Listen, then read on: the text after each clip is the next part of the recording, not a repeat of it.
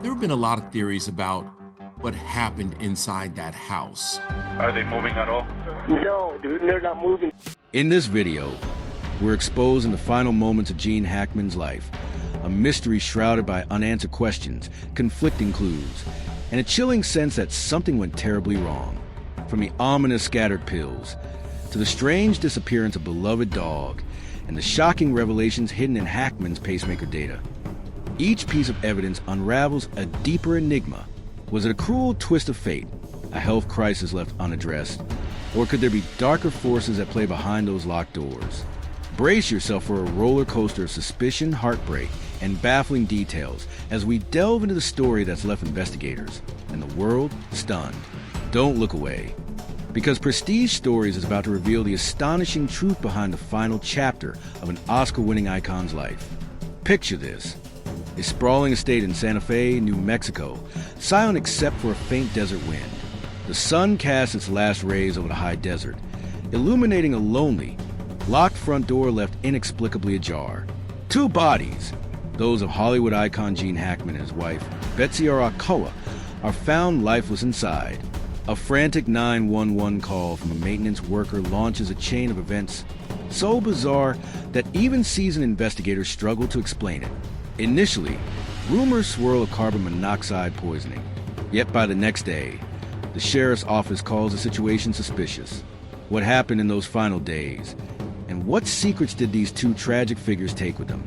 Over the next 15 minutes, we'll peel back the layers on the final hours of Oscar-winning legend Gene Hackman, exploring the complex timeline authorities must untangle. We'll examine the cryptic clues, his pacemaker data, scattered medications, and a dog discovered dead while two others roam free. We'll also consider chilling possibilities. Did hidden health crises bring about their simultaneous demise? Or was there foul play? Buckle in as Prestige Stories uncovers the full story behind one of Hollywood's saddest, strangest mysteries. Setting the scene.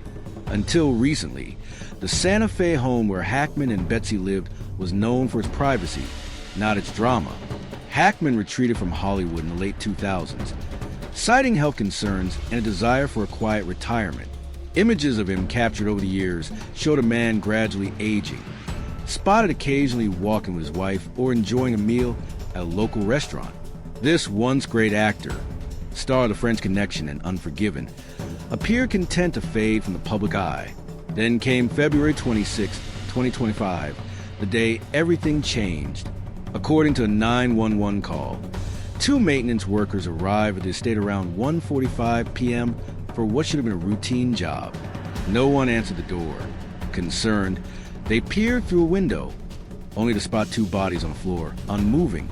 A caretaker from the neighborhood security team joined them, and 911 was dialed without hesitation. When deputies arrived, the house's front door was inexplicably ajar. Inside, the scene could almost have been mistaken for a break-in, but no forced entry was detected. Gene Hackman's body was discovered near the kitchen. The caretaker guessed he might have simply collapsed while walking across the room, as his cane and glasses lay nearby.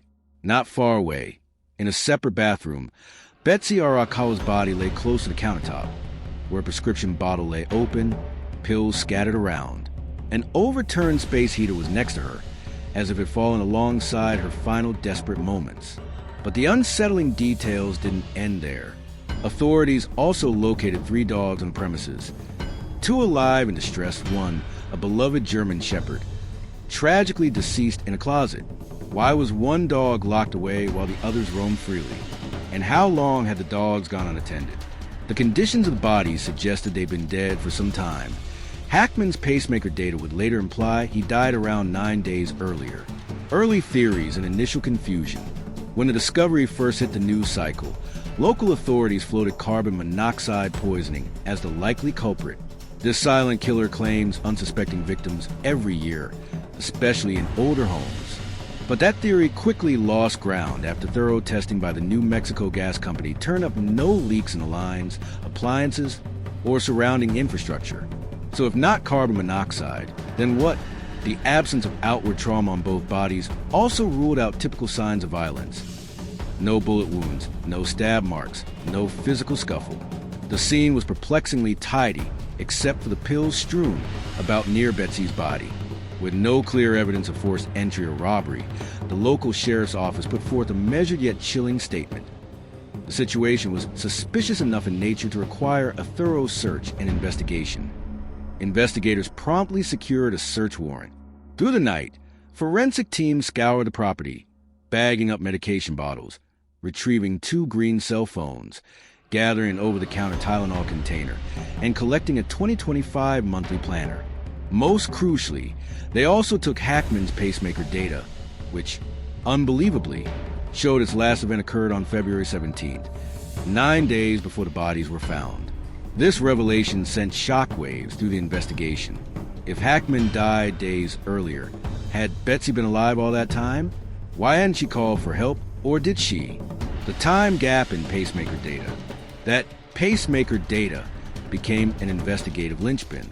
Pacemakers often record the heart's activity up to the point of death, sometimes logging irregularities or major cardiac events. If Hackman's heart stopped on February 17th, it would suggest he died long before the discovery, and before Betsy, presumably. But Betsy's body also showed advanced decomposition.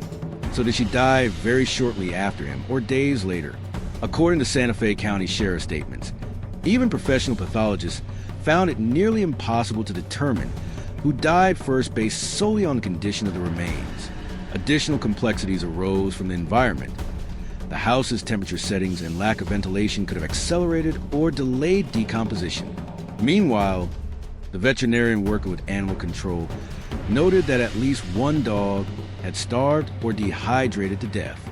If the German Shepherd was found in a closet, that might explain why it couldn't find food or water. Did Betsy lock the dog there, or had some unknown scenario force the dog inside? Despite the oddities, the sheriff's office maintained that immediate signs of struggle or external violence were absent, yet they still labeled the scene suspicious. Could a pair of routine medical incidents have caused each spouse to succumb without help? Such simultaneous crises are statistically rare. As one investigator put it in a press briefing, it's such an anomaly to have 2 individuals just drop dead without some causal effect. Their words cast a shadow over the entire case. Bet's last moments, a race for pills. Much speculation swirled around the scattered pills, an open prescription bottle found near Betsy's body. Some suggest she found Hackman collapsed in the kitchen, panicked, and sprinted to the nearest bathroom to find his heart medication or her own. The space heater lying on its side could indicate she fell while rummaging for a cure. Did she accidentally overdose or ingest something toxic in her distressed state? However, the coroner's office has thus far refrained from confirming the type of pills. The local sheriff did mention heart medication, thyroid meds, and Tylenol, but even that's vague. Could they contain powerful opioids or other substances lethal in large doses? Investigators said they're waiting on toxicology results, which often take weeks or months to finalize. Those results should indicate whether Betsy or Hackman had high levels of any drug, either prescription or otherwise. A further complication arises from that same prescription bottle. If it was crucial to Hackman's known health conditions, he had a history of heart disease, why was it lied about so haphazardly, as though spilled in desperation? Did Betsy knock it over while trying to administer the meds? Or was it part of a more staged scenario? The couple's private life and Hollywood backdrop. Gene Hackman, revered for iconic roles across more than 80 films, The French Connection, Bonnie and Clyde, the Superman franchise, and the Royal Tenenbaums, was also famously guarded about his personal life. After retiring in 2009, he rarely appeared in public. Fans recall seeing him at a restaurant in 2023, looking frail, leaning heavily on a cane, Betsy by his side for support. Hollywood, consumed by ever-shifting spotlights, offered little coverage of his final years. In sharp contrast to other celebrity families, Hackman's children were conspicuously absent from the public eye. Rumors lingered about familial strains or old grudges that left him a solitary figure in old age. None of Hackman's 3 children issued immediate statements after the news of his death. Some observers found that silence telling. Did they know more than they let on, or had they been estranged for so long they'd simply moved on? Meanwhile, Tinseltown braced for Sunday's Oscars broadcast, overshadowing the tragedy with glitz. A subdued nod might have been expected for a legend like Hackman, but instead, a single post from Gwyneth Paltrow referencing the Royal Tenenbaums was all the fanfare he seemed to receive. This quiet farewell stood in stark contrast to the magnitude of his cinematic legacy. A German shepherd's death and unanswered details. One eerie detail remains the fate of the Hackman's German shepherd, found deceased in a closet. The dog's passing is as perplexing as the circumstances of its owner's demise. A closet, presumably shut, offers no food or water. Did the animal become trapped while searching for safety? Or did someone confine it there? The latter possibility steers the conversation back to foul play, like a puzzle piece that refuses to fit. Additionally, if Betsy died even a day or two after Hackman, the dogs may have gone unfed. But if the dog's location suggests forced confinement, that might point to something malicious or at least deliberately orchestrated. Yet another dog detail underscores the confusion. The other two canines, healthy but distressed, roam freely. Why single out one dog? As investigators piece together these fragments, law enforcement underscores that final autopsy and toxicology reports hold the key. Could the dog's necropsy reveal any toxins or poisons in its system? It's these lesser-noticed clues that sometimes solve the most baffling mysteries. Cell phones, a planner, and digital footprints. Between the two green cell phones, an over-the-counter Tylenol bottle, and a monthly planner for the year 2025, detectives hope to reconstruct a timeline. They want to see calls made, messages sent, especially around Hackman's final living day on February 17th, as indicated by his pacemaker data. One question stands out. Did Betsy attempt to reach 911, a friend, or a family member during that crucial window? The monthly planner may reveal scheduled doctor's appointments, social visits, or in-home deliveries that never happened, shedding light on the couple's last known interactions. If there's a conspicuous gap in activity after February 17th, it might confirm Hackman's sudden, catastrophic health event. Conversely, if Betsy's phone log shows calls or texts after that date, it means she was alive longer, perhaps grappling with an emergency that escalated beyond her control. Investigators have no advantage of in-home surveillance, as the Hackmans value their privacy and apparently had no cameras installed, at least none that police have disclosed. Without that direct footage, the digital data gleaned from phones and the monthly planner is even more critical. Sometimes, a single half-sent text or missed call can crack a case wide open. The carbon monoxide and toxicology reveals. Initially, carbon monoxide was top of mind for everyone from neighbors to the investigating sheriff. A silent killer would align with the scenario of two individuals found deceased with no obvious injuries. But the gas company's thorough inspection turned up zero leaks. This was the first turning point that made the case suspicious, spurring further tests. Toxicology will thus serve as the second turning point. If results show that one or both had lethal levels of prescription medication, authorities might close the book on the tragedy as a tragic double overdose or sequential, medically triggered collapses. But if something else appears, like an unidentifiable toxin or an unexpected chemical, it will raise new, darker questions. Could they have ingested or inhaled something forcibly? Could an accidental interaction between medications cause a chain reaction? Investigations like this can take months, especially if the labs test for a wide variety of substances. And with two bodies, each could carry different chemical signatures. The presence of any suspicious compounds in the environment or in the dogs might also provide clarity. For now, everything remains on hold until the reports are in. Expert opinions and media intrigue. True crime analysts and retired detectives have pored over the emerging details. Some weigh the possibility of an involuntary overdose. Hackman's heart issues flaring up, causing him to collapse and leaving Betsy to scramble for medication, only to overdose herself in confusion. Others wonder if external foul play can't be ruled out.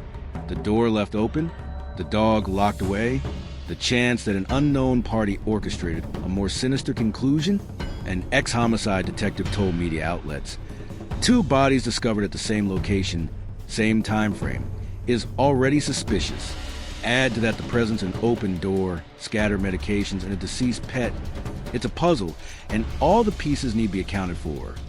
Meanwhile, journalists swarm the estate, searching for neighbors or old friends to interview, hoping to glean that one piece of testimony that might unravel the entire storyline. Yet so far, neither family members nor close acquaintances have come forward with revelations. That radio silence only heightens a sense of something unspoken, whether the family rift, a hidden health crisis, or a lonely end overshadowed by fear.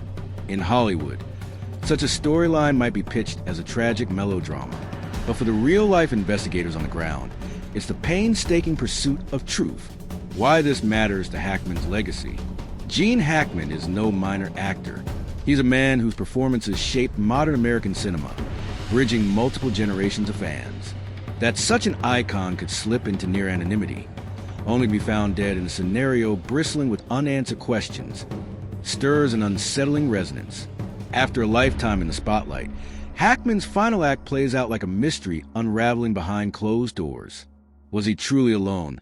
Or did Hollywood's glare fade so thoroughly that no one noticed his quiet departure? Some see echoes of other legendary stars who died under strange or lonely circumstances. The question remains, do we as fans owe it to his memory to seek answers, or is this final chapter best left as a private sorrow? Conclusion: unraveling the final chapter. As we wrap this 15-minute deep dive, the Hackman case stands on a precipice of half-known facts. The scene: a revered actor, a younger wife, a set of dogs, and a house filled with unanswered questions. No forced entry, no conclusive signs of violence, yet an air of deep suspicion. Carbon monoxide was ruled out, but toxicology is pending. Meanwhile, the pacemaker suggests Hackman died days before being found, adding a grim dimension to Betsy's last hours. Someday soon, the pathologist's final report may reveal a crucial piece of data. Maybe a drug that explains a double collapse.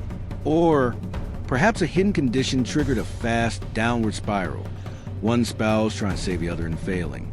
Then again, if an unknown toxin emerges or if the phone records show calls to suspicious numbers, the puzzle might become even more labyrinthine. Whichever the outcome, one fact remains. Few Hollywood icons have exited in such cryptic fashion. For watchers of Hollywood lore, this is a cautionary tale about the illusions of stardom and the isolation some icons face in old age. For investigators, it's a reminder that even the most straightforward scene can harbor complexities beyond imagination. And for fans, it's a last heartbreak from an actor who spent decades captivating audiences, only to depart under a cloud of questions. If you stayed with us until now, thank you for watching Prestige Stories. Don't forget to like, comment, and subscribe for updates on this case and other chilling real-life mysteries. We'll continue digging for truths behind Gene Hackman's final chapter, hoping to do justice to a legacy spanning some of film's greatest milestones. For now, we wait for the hush to break, for the official reports to surface, and for an ending that might bring closure or reveal even darker secrets.